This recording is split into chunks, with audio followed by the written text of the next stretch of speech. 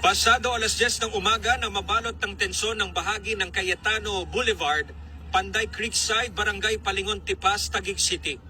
Nagkabatuhan ang demolition team at ilang mga grupo sa panig ng mga residente. Nagkalat ang mga basag na bote, salamin at hollow block sa lugar nang pigilan ng ilang grupo na mag-umpisa ang demolisyon. Ganito po ako, wala naman po akong magagawa kundi sundin ang desisyon ng korte. Ano yung papel ang hinahanap nyo? Nagbigay na ako sa inyo. Ngayon po ako wala kayong hawak na TRO, itutuloy ko to. Maya-maya, muling ng bato ang mga grupo.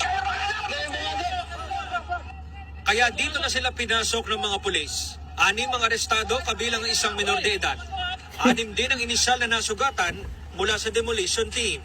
Nakumpiska naman ng otoridad ang mga kahon ng bote ng soft drinks na gagamitin sanang pambato.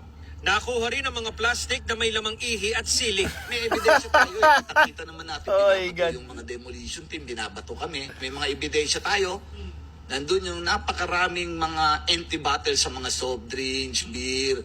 At meron pa silang na-prepare na parang mga ihi. Ayon sa sheriff, naibenta na ng may-ari ang nasa 1.7 na ektaryang lupa sa isang construction company.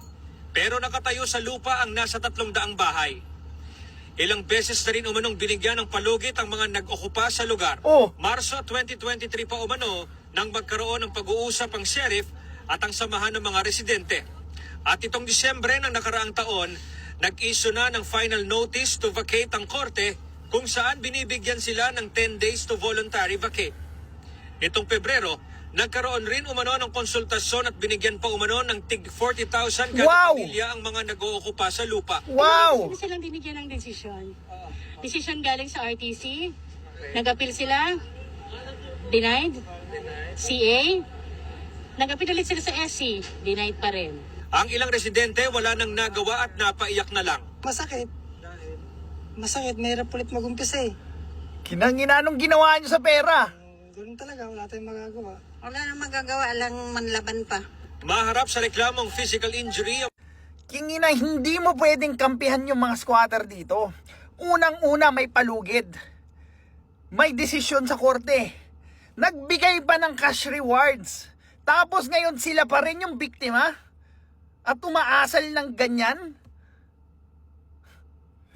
Alam mo, kaya mahirap ang Pilipinas, dahil marami sa mga politiko, marami sa mga Pilipino, yung kinukonsinti, yung ganyang klaseng ugali, na kung saan yung kawawa, yung sumusunod sa tama, yung may-ari ng lupa, yung nakabili ng lupa, di ba?